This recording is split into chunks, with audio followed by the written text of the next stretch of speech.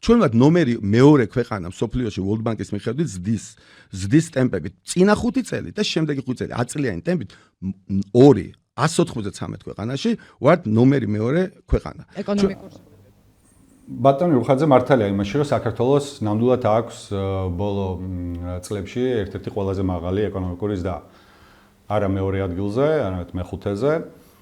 თუმცა ნამდვილად ჩვენ მეზობელ სომხეთს გვაქვს ერთნაირი უპრეცედენტოდ მაღალი ეკონომიკური ზრდა.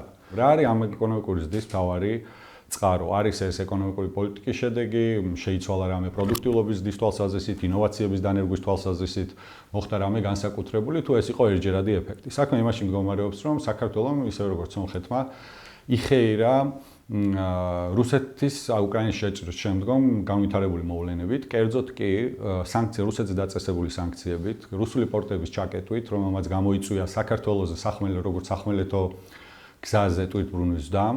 ასევე რუსეთი დატოვა 100,000-ობით ადამიანმა, ვინც გაურბოდა სავალდებულო გაწვევას ჯარში. ასევე საქართველოში გადმოერიცხა რუსი მიგრანტების მიერ უპრეცედენტო 4 მილიარდი დოლარი, რამაც ერთობლიობაში გამოიწვია ეკონომიკური ზრდა, როგორც საქართველოში, ასევე სომხეთში. რატო ამ ორ ქვეყანაში განსაკუთრებით? იმიტომ რომ ეს იყო ყველაზე ახლოსდებარე ქვეყნები, ამ ქვეყნებს არ ჰქონდა სავიზო რეჟიმი რუსეთთან. შესაბამისად, ჩვენ აღმოჩნდით პირველი ქვეყანა, რომელმაც მიიღო ემიგრაციის რუსეთიდან გაქცეული ადამიანების პირველი ტალღა. თუმცა ამავე დროს ძალიან მნიშვნელოვანი აღინიშნოს, რომ ეს იყო ერთჯერადი ფაქტორი და ეს იყო ერთჯერადი ფაქტორი, ამის დასტურია, რომ მაგალითად 2024 წელში უკვე ამოიწურა გზავნილების ეფექტი და 65%-ით შემცირდა 2024 წელს გზავნილები რუსეთიდან. ასევე მნიშვნელოვანია გავაანალიზოთ, ვინ იხეირა და ყველა მიხეირა თუ არა ამ ეკონომიკური ზრდით. ერთჯერად მასწრაფმა მიგრაციამ საქართველოში ასევე გამოიწვია ფასების მნიშვნელოვანი ზრდა. თბილისი გახდა ერთ-ერთი ყველაზე ძვირიანი ქალაქი ევროპაში. ასევე გამოიწვია იჯარით გაცემული ბინების ფასის ზრდა, შესაბამისად ის ხელმისაწვდომელი გახდა ბევრი სტუდენტისთვის მაგალითად. გაიზარდა უძრავ ქონებაზე ფასები, მნიშვნელოვნად გაიზარდა უძრავ ქონებაზე ფასები, რამაც საშუალო შემოსავლის მქონე ქართული ოჯახებისთვის პრაქტიკულად შეუძლებელი გახადა ახალი ბინის შეძენა. ხოლო თუ ვინმე მიხეირა სინამდვილეში, მნიშვნელოვნად იხეირა და მნიშვნელოვანი სარგებელი მიიღო ამ ერთჯერადი ეფექტისგან, ეს იყვნენ დეველოპერები პირველ რიგში, ვინც გააგრძელა თბილისში და ბათუმში ქაოტური განაშენიანება. აქ მნიშვნელოვანი აღინიშნოს, რომ მაგალითად თბილისის მერის ბატონი კალაძის მეჯვარემ ილია წულაიამ, რომელიც გახლავთ კომპანია არქის დამფუძნებელი, მიიღო ძალიან სწრაფად ფავორიტიზმის და ნეპოტიზმის შედეგად უპრეცედენტო რაოდენობის სამშენებლო ნებართვების, სხვადასხვა დათვლით 3 მილიონ კვადრატულ მეტრამდე ნებართვა მიიღო, მშენებლობის ნებართვა მიიღო მან და ის გახდა თბილისის ყველაზე დიდი დეველოპერი სულ რაღაც რამდენიმე წელიწადში. რაც შეეხება მომდევნო 5 წლის საპროგნოზო მაჩვენებლებს, აქ ბატონი რუხაძე ტყუის ნომინალური კუმულატიური ზრდით მომდევნო 5 წელიწადში საქართველოს საპროგნოზო მაჩვენებელი პოლიტიკური იზოლაციის და სანქციების გათვალისწინების გარეშე სადღაც მე-5 ათეულშია და 50-50 ადგილს იკავებს და არა მეორეს, როგორც ის აცხადებს. მე ვარ გიორგი ქადეგიძე, ფინანსისტი და ამ ვიდეოთი მინდა გამოვეხმაო, რომ ქართული ოცნების რეჟიმის მთავარი პროპაგანდისტული არხის იმედი ტევის მფლობელის ირაკლი რუხაძის მიერ რადიო თავისუფლებისთვის მიცემულ ინტერვიუს ეკონომიკურ ასპექტებზე. ამ ინტერვიუში ირაკლი რუხაძე ისაუბრა არნახულ ეკონომიკურ ზრდაზე, ისაუბრა საინვესტიციო პოლიტიკაზე, ისაუბრა იმაზე, რომ საქართველო თურმე აღარ არის ღარიბი ქვეყანა, ისაუბრა იმაზე, რომ ევროკავშირში გაწევრიანება თურმე შეუძლებელია ნატოში გაწევრიანების გარეშე. ჩვენ გავვლით ყველა ამ საკითხს და მოგაწვდით მშრალ ფაქტებს იმისთვის, რომ მსმენელმა თვითონ გადაწყვიტოს რამდენად შეესაბამება სიმართლეს მისი განცხადებები. აღარავად ღარიბი ქვეყანა. მათო ჩემ კომპანიებში ბოლო წლის განმავლობაში 25% მოხდა საშუალოდ ხელფასების და როგორ შეიძლება ქვეყანას ეწოდოს, ის არ არის ღარიბი ქვეყანა, სადაც 3.7 მილიონი მოსახლეობიდან 1.200.000 ადამიანს შევსებული აქვს განაცხადი სოციალური შემწეობის მიღებაზე, საიდანაც 630.000 ადამიანი იღებს სოციალურ შემწეობას, სადაც 300.000 ადამიანი არის მოვალეთა რეესტრში. სადაც უპრეცედენტო არის ბოლო წლებში საქართველოსთან განხორციელებული ემიგრაცია, მხოლოდ ბოლო 2 წელიწადში 100,000-ზე მეტმა ადამიანმა დატოვა ქვეყანა. ყოველი მესამე ბავშვი ოფიციალური სტატისტიკის მიხედვით ყოველ მესამე ბავშვი სკოლაში შია. ჩვილ ბავშვთა სიკვდილიანობა არის ევროპაში ყველაზე მაღალი, ხოლო ჩვენი მშობლები ცხოვრობენ 10-15 წლით უფრო ნაკლებს, ვიდრე არის სიცოცხლის საშუალო ხანგრძლივობა ევროპაში. როგორ შეიძლება ასეთ ქვეყანას უწოდოთ, რომ საქართველო არის მდიდარი ქვეყანა? სინამდვილეში, რაც ხდება ნებისმიერ ოლიგარქიულ ქვეყნებში და ისეთ ქვეყნებში, როგორც არის საქართველო, ეკონომიკური ზრდა და ეკონომიკური დოვლათი მთლიანად აისახება და კონცენტრირებული არის ადამიანების მცირე ჯგუფზე, საქართველოს მაგალითზე. ეს არის 30-50 ოჯახი, რომელიც აკონტროლებს მთლიანად ეკონომიკას. ამაში ბატონი რუხაძე ნამდვილად მართალია. იქ შეყარეს რაღაცა დიდი სია ხალხის, კი ბატონო, რომელიც ერთად აღებული აკონტროლებს უზარმაზარ ნაწილს ეკონომიკის და ეს გაიზრდება ეს სია კიდე ხოლო დანარჩენი საქართველო ცხოვრობს სიღარიბის ზღვარზე. კარგი მაგალითი არის, მაგალითად იგივე ჩოხატაური, სადაც 18,000 მოსახლიდან 12,000 60% თითქმის არის სოციალური შემწეობის მიმღები. ამიტომ ვერ ცვლიან თავრობა. ეს პატარა ნაწილია, მეორე ნაწილია თქმა უნდა, რომ ჩვენ ვართ ნახევარ ევროპაზე წინ კორუფციის ინდექსი, დემოკრატიის ინდექსის ერთ-ერთი სრულიად თავისუფალი ქვეყანა ვიყავით, ქვია, მეგონი Freedom House მიხედვით, ჩვენ სამეზობლოში ერთ-ერთი მწვანე ქვეყანა, სრულიად თავისუფალი წელს. არასდროს Freedom House-ის მიხედვით საქართველოს სრულიად თავისუფალი ქვეყანა არ ყოფილა თავის ისტორიის მანძილზე სამწუხაროდ და იმედია მომავალში იქნება ეს ძალიან მარტივად გადასამოწმებელი ინფორმაცია არის. ის ამტკიცებს, რომ ხელისუფლების ცვლილებები არ ხდება ქვეყანაში, როდესაც არის მაღალი ეკონომიკური ზრდა. ჩვენ ეკონომიკური ზრდის არსზე უკვე ვისაუბრეთ და როგორ არის ის განაწილებული, მაგრამ აქვე მინდა მოვიყვანო სტატისტიკა. მაგალითად 2003 წელს, ვარდების რევოლუციის წელს, შეგახსენებთ, რომ საქართველოს ეკონომიკური ზრდა იყო 11%, ყველაზე მაღალი ზრდა იყო 2003 წელს, რაც კი ქონია პრეზიდენტ შევარდნაძეს მისი მმართველობის მანძილზე, მიუხედავად ამისა, შეიცვალა ხელისუფლება.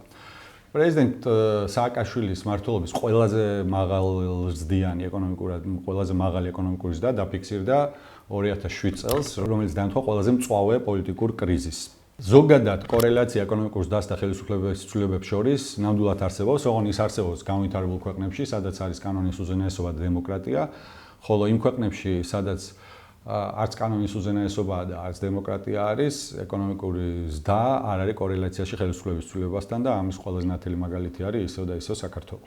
გიორგი ქადაგიძე იწყებს ბანკების გინებას, მე მიგდები, როცა ვიღაცა დაწეს, რომ ლარში კი დოლარში გამოიტანა დეპოზიტი, ლარში გამოტანა არ დაანგრევს ეკონომიკას, დოლარში დაანგრევს, იცის ვიღაცა. ხო, ამას მიგდებენ, მე ეროვნულ ბანკს ვიგებ. ეს არის ხოჭო სისხლის სამართლის დანაშაული. ეს არის ეკონომიკური საბოტაჟი, რომელიც ოცნება უნდა დასაჯოს ეს ხალხი. ხო, ეკონომიკურ საბოტაჟზე კომენტარს არ გავაკეთებ, ეკონომიკურ საბოტაჟს ქართული ოცნება და ტელეკომპანია იმედი ჯერ კიდე მაშინ მაბრალებდა, როდესაც ლარის კურსი უფასურდებოდა, თითქოს მე ვაუფასურებდი ლარის კურსს და როგორც კი ეროვნული ბანკის პოზიციიდან წამოვედი, ლარის კურსი კიდევ უფრო მეტად გაუფასურდა, ამიტომ ამაზე აყურებელმა იმჯელოს.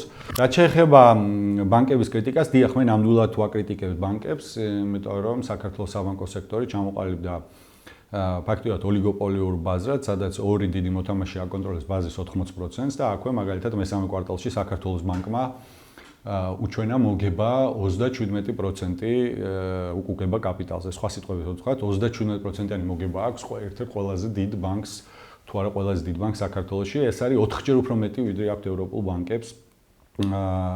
შესაბამისად, რა თქმა უნდა, კონკურენციის ნაკლებობა ხელისუფლებასთან შეძდა, ეროვნული ბანკის პრაქტიკულად ჩამოშლა, განაპირობებს იმას, რომ ჩვენ ვიხდით 4-ჯერ უფრო მეტს საბანკო სერვისებში, ვიდრე იხდის ევროპული ქვეყნები. არ არსებობს ევროპაში ფინანსური ინსტიტუტები, სისტემური ფინანსური ინსტიტუტები, რომელიც ამ მოგებაზე მუშაობს. ეს არის მოგება, რომელიც შეშურდებოდათ კოკაინის მოვაჭრე კარტელებსაც კი. რაოდენობა გაორმაგებული. მე ამჯერად ერთი მაგის, ამიტომ არ ვიცი, არ გეკამათებით, მე რო წავალ ხა აქედან ჩავიხედავ და გავიგებ, გპირდებით, მაგრამ ამჯერად. დაახლოებით 400,000-ის მიტა. ამჯერად, იმიტომ მე ვემსახურებ. ლიბერტი ბანკი ემსახურება მათ. ბატონი ირაკლი პროპაგანდის საუკეთესო სტილში გაურბის ყველა იმ შეკითხვას და არ ახსოვს და არ იცის ის რიცხვები, რომელიც მას არ აწყობს, კონკრეტულად კი ოფიციალური სტატისტიკის მიხედვით სოციალური შემწეობის მიღებთა რიცხვი იზრდება მუდმივად საქართველოში მთელი ბოლო წლების განმავლობაში და 2023 წელს მიაღწია მაქსიმუმს 630,000 ადამიანმა მიიღო სოციალური შემწეობა, ხოლო 1,200,000-მა შეიტანა განაცხადი. ეს არის ოფიციალური სტატისტიკა.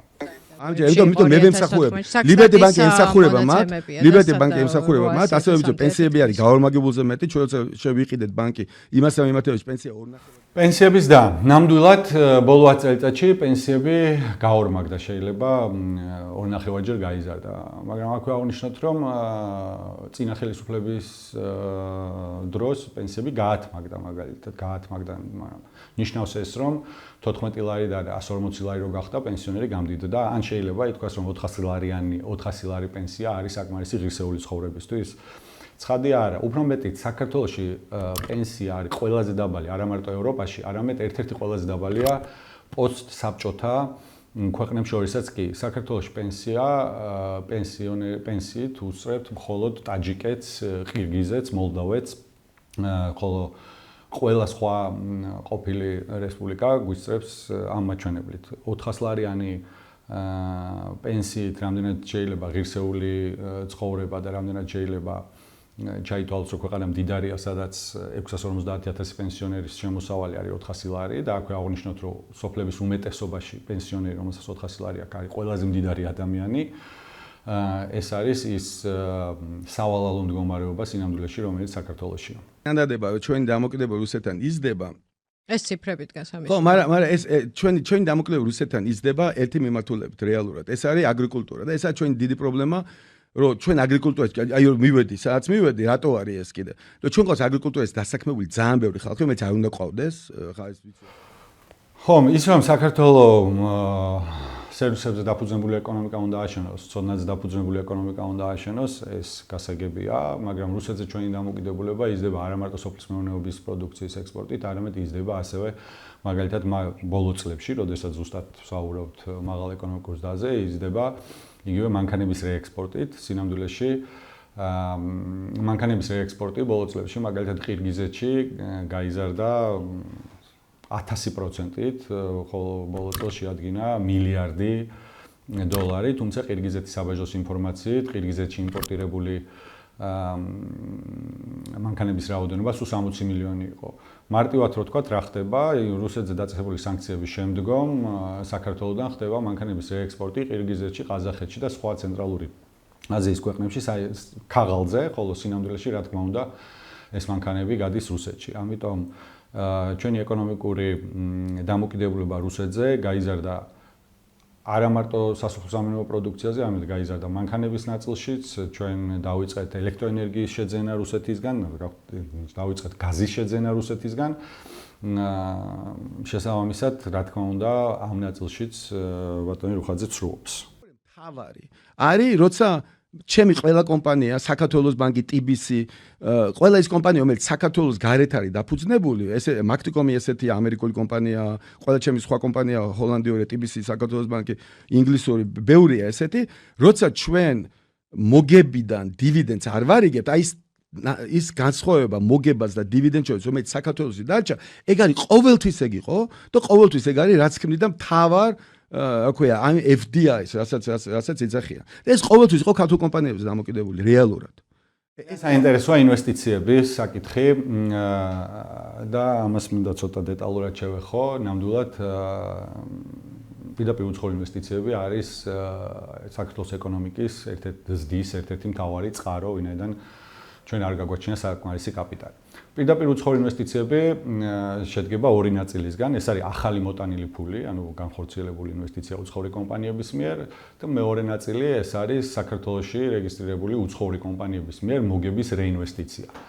ბატონ რუხაძე ამბობს, რომ ყოველთვის ძირითადი წყარო ეკონომიკური ზრდის იყო საქართველოში რეგისტრირებული უცხოური კომპანიების მიერ მოგების რეინვესტიცია და არა ახალი ფულის შემოტანა. ეს არის სიცრუე სტატისტიკურად 80% ყოველთვის იყო ახალი ფული მოტანილი საქართველოში, ხოლო 20% იყო რეინვესტიცია.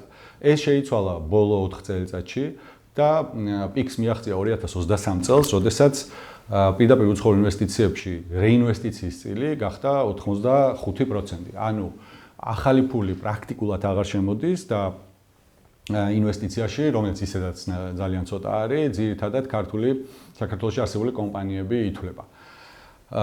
უფრო მეტიც ეს მხოლოდ არამარტო მცდარი განცხადება არის იმის შესახებ, რომ გარედან ფული არასდროს არ შემოდიოდა, არამედ ამყარებს იმ პრობლემას და ადასტურებს იმ პრობლემას, რომელიც ახასიათებს ოლიგარქიას. კონკრეტულად კი იმას, რომ ოლიგარქიაში რამდენიმე ათეული ოჯახი აკონტროლებს თელეკონომიკას, ვინ აკეთებს რეინვესტიციას, აკეთებს ის ხალხი, ვისაც აქვს ამის შესაძლებლობა, ხო? ანუ იგივე ის ხალხი, რომელიც მანამდე ფლობს სხვადასხვა ბიზნეს და საწარმოო საშუალებებს. ძალიან კარგი მაგალითი მინდა მოვიყვანო Heidelberg Cement-თან დაკავშირებით. მაგალითად, ვიზნიერ ივანიშვილმა დააფუძნა საპარტნიორო ფონდი იმ მოტივით, რომ ხელი შეეწყო საქართველოში ინვესტიციების შემოდინებას და საპარტნიორო ფონდის იდეა გახდათ ის, რომ თუკი იმისთვის რომ მოგვეზიდა უცხოელი ინვესტორი, თუკი მას ეშინოდა ქვეყანაში ინვესტიცია, საქართველოს საპარტნიორო ფონდი გაუწევდა მას ინვესტიციაში, ასე ვთქვათ, პარტნიორობას იმისთვის, რომ უფრო მარტივად მიიღოთ ეს გადაწყვეტილება. რა მოხდა Heidelberg Cement-ის შემთხვევაში? Heidelberg Cement-ი არის უზარმაზარი გერმანული გიგანტი და ირაკლი რუხაძემ საქართველოს ბანკისგან სესხის დახმარებით და საპარტნიორო ფონდმა ერთად შეიძინეს Heidelberg Cement-ი, ანუ არა საპარტნიორო ფონდი გამოყენებული იქნა არა იმ მიზნით, რისთვისაც ის დაფუძნდა, არამედ გამოყენებული იქნა ინვესტორის გასაყვანად. ეს არის ერთ-ერთი ყველაზე ნათელი მაგალითი, როდესაც საქართველოში არსებული ბიზნესმენები, ხელისუფლებასთან დაახლოებული ბიზნესმენები არათუ ცდილობენ კარი გაუღონ და ინვესტიციები შემოიტანონ ქვეყანაში, არამედ პირიქით თვითონ გაყავთ ინვესტორები ქვეყნიდან. სინამდვილეში პირველი სიცრუეა თითქოს რეინვესტიცია იყო ძირითადი ნაწილი, ყოველთვის ახალი ფული იყო პირდაპირ უცხო ინვესტიციების ძირითადი ნაწილი, ხოლო რეინვესტიცია გახდა ბოლო 3 წელიწადში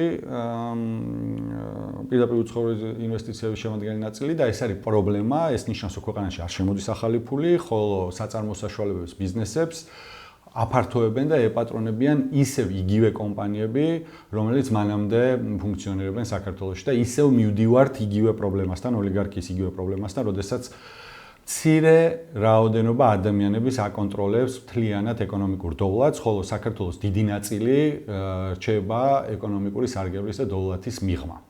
კიდევ ერთი ოლიგარქიისთვის დამახასიათებელი ძალიან კარგი მაგალითი არის ჭიათურა. საუკუნეზე მეტია ამ ქალაქიდან გადის ექსპორტზე. სილიკომანგანუმი მილიარდობით დოლარის ექსპორტია განხორციელებული მე-20 საუკუნის განმავლობაში, მე-21 საუკუნეში. მიუხედავად ამისა, ეს ძალიან ლამაზი პატარა ქალაქი არის საქართველოს ერთ-ერთი უღარიბესი ქალაქი. რაც არის ოქსიმორონი, ევროპული ნებისმიერი ევროპული მოწყობით, ეს უნდა იყოს ერთ-ერთი ყველაზე დიდარი ქალაქი. რატო ხდება ესე? ხდება ესე, იმიტომ რომ ხელისუფლებას დადებული აქვს კონტრაქტი ადგილობრივ ბიზნესმენთან, რომელიც აკონტროლებს სილიკომანგანუმის წარმოებას, ცენტრს მოაქვს ექსტრაქციულად ძირითადი ნაწილი გადასახადების სახით, ნაწილს იტოვებს ის ბიზნესმენი, რომელიც ამას აკონტროლებს, ხოლო მოსახლეობა საერთოდ არ არის ჩართული ეკონომიკურ პროცესში, არც პოლიტიკურ პროცესში ადგილზე, არც ეკონომიკურ პროცესში, შედეგად ვიღებთ ღარიბ მოსახლეობას და გამდიდრებულ კონკრეტულ ბიზნესმენს და გამდიდრებულ ცენტრს. იგივე შეგვიძლია ვთქვათ ბოლნისზე, სადაც ოქროს ექსპორტი გადის და ბოლნისი არის ღარიბი ქალაქი, ფოთი, რომელიც არის ისტორიული კარიბჭე და მთავარი ჩვენი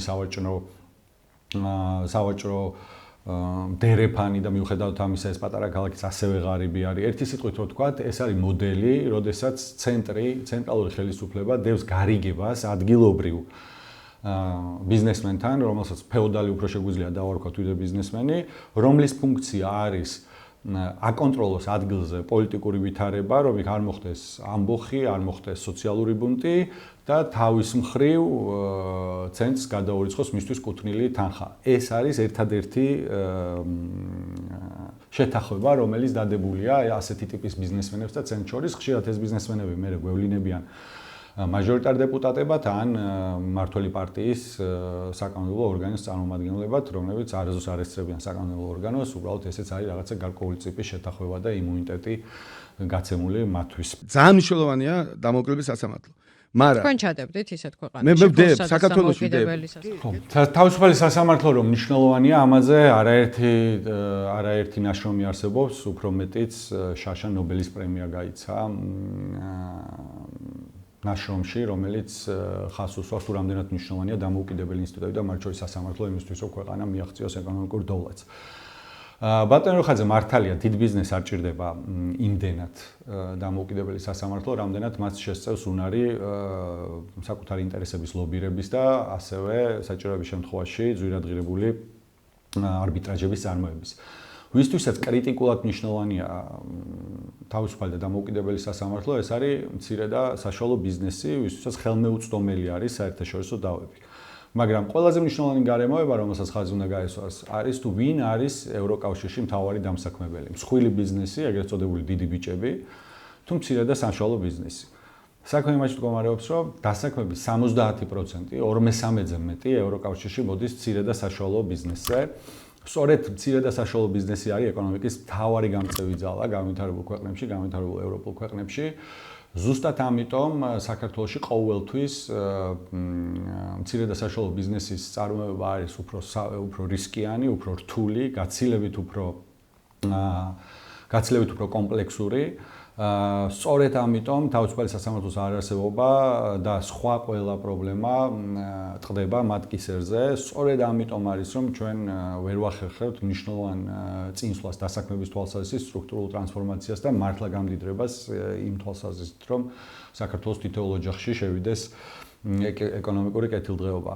ამიტომ რა თქმა უნდა შეიძლება ბატონი რუხაძესთვის და სხვა დიდი ბიზნესმენებისთვის თავისუფალი სასამართლო მნიშვნელოვანი არ არის, მაგრამ საქართველოს დანარჩენი მოსახლეობისთვის, როგორც ეკონომიკურ ნაწილში მცირე და საშუალო ბიზნესისთვის, რომელსაც ჭირდება მიხედა და რომლის ხმაც უნდა იქნას გაგონებული, ასევე რა თქმა უნდა სამართლიანობისთვის და ნებისმიერი მოქალაქისთვის თავისუფალი სასამართლოს არარსებობა არის სინამდვილეში ერთ-ერთი მთავარი დამარკოლებელი ფაქტორი, რატომაც ქვეყანა ვერ ძლევს სიღარიბეს და ვერ ვითარდება. მეტი ქვეყანა მიიღეს ევროკავშირში აღმოსავლეთ ევროპიდან, ყველა ჯერ ნატოში მიიღეს და მე მიიღეს ევროკავშირში. ჩვენში იმედის მფლობელი ავითარებს შემდეგ პროპაგანდისტულ ნარატივს, რომ ამერიკის ახალი ადმინისტრაციის პირობებში აღარ მოხდება ნატოს გაფართოება, ხოლო თუ ნატოს გაფართოება არ მოხდა, მაშინ ვერ გავხდებით ევროკავშირის წევრი და მას მოყავს მაგალითი თითქოს არც ერთი ევროკავშირის წევრი ქვეყანა, არც ერთი ქვეყანა, რომელიც დღეს ევროკავშირის წევრია, არ გამხდარა ევროკავშირის წევრი.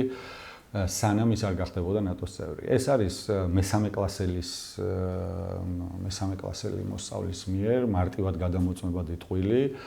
სინამდვილეში დღესაც მაგალითად მალტა, კვიპროსი, ავსტრია არიან ევროკავშირის წევრები, მაგრამ არ არიან ნატოს წევრები, ხოლო მაგალითად ფინეთი და შვედეთი ნატოში შევიდნენ ახლა, ხოლო შარშან 2024 წელს, ხოლო ევროკავშირში შევიდნენ 1995 წელს, ფაქტობრივად 20 წლის მერე შევიდნენ ნატოში ევროკავშირში გაზრდასთან ერთად. აი ესეთი მარტივად გადასამომწმებადი სიცრუის ტირაჟირებით არის დაკავებული პროპაგანდა როგორც წესი. ამიტომ ჩვენმა ქვეყანამ ისე დემოკრატიაც გვაქვს, სიტყვის თავისუფლებაც გვაქვს, კორუფციის ინდექსით ყველას. როგორ შეიძლება დემოკრატია უწოდოთ ქვეყანას, სადაც ერთი ადამიანი, ოლიგარქი, მთლიანად აკონტროლებს ყველა ინსტიტუტს, სადაც ეს ადამიანი სახლში იბარებს, მოსამართლეებს, პროკურორებს, ბიზნესმენებს აწყობს გარჩევებს, სადაც მისი პირადი დაცვის უფროსი არის ინიშნება შინაგან საქმეთა მინისტრად, მისი პირადი ადვოკატი გენერალურ პროკურორად, სხვა დაცვის თანამშრომელი სახელმწიფო დაცვის სამსახურის უფროსად, პირადი დანტისტი ჯანდაცვის მინისტრად, პირადი ფონდის ხელმძღვანელი პრემიერ-მინისტრად და ასე შემდეგ და ასე შემდეგ.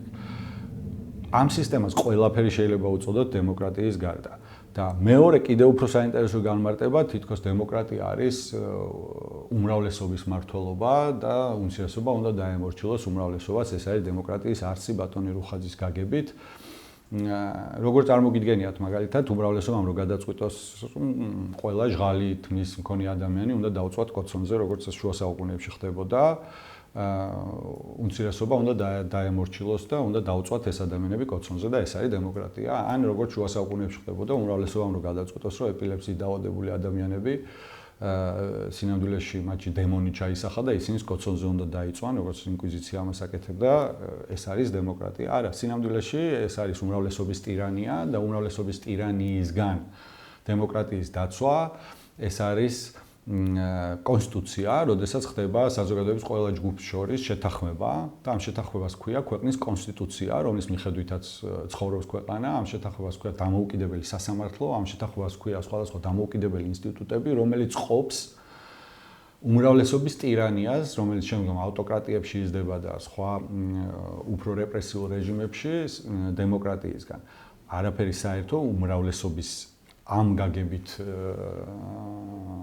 მართლობას დემოკრატიასთან საერთო არ აქვს, რა თქმა უნდა. ჩვენ უკვე ვისაუბრეთ იმაზე, რომ ოლიგარქიის პრობლემა არის, როდესაც მცირე რაოდენობა ადამიანებს აქვთ დასაკუთრებული ეკონომიკური საშუალებები, წარმოების საშუალებები და მთლიანად დოვლათი. საქართველოს ერთ-ერთი მთავარი პრობლემა ზუსტად ეს არის, რომ პრაქტიკულად ყველა დარგში 2-3 მოთამაშე აკონტროლებს მთლიანად სექტორს. 2-3 მოთამაშე, რომელიც ამავე დროს კიდევ ერთხელ შეზდილია ხელისუფლებას, იღებს უკონკურენტოდ და კონკურენციის გარეშე სხვადასხვა ნებართვებს, პრეფერენციებს და ასე შემდეგ, კონკურენციის შეზღუდვის ხარჯზე კარტელური გარიგებების ხარჯზე მდიდრდება, ეს ხდება პრაქტიკულად ყველა სექტორში. რაც ნიშნავს ჩვეულებრივი მოსახლეობისთვის, ჩვეულებრივი მომხმარებლისთვის, ჩვენთვის, თითოეული ჩვენთაგანისთვის, ეს ნიშნავს გაზრდილ ფასებს, ეს ნიშნავს გაზრდილ მოგებას მათთვის, ხოლო ჩვენთვის ეს ნიშნავს გაზრდილ ფასებს და დაბალ ხარისხს. ეს არის ამბანი თავისუფალი საბაზრო ეკონომიკის. ამიტომ კონკურენციის გარეშე ცხადია არ არსებობს თავისუფალი საბაზრო ეკონომიკა და ყველაზე მეტად რისაც ეშინიათ ესეთი ტიპის მეწარმეებს და ბიზნესმენებს, ეს არის კონკურენცია და სხვა არაფერი.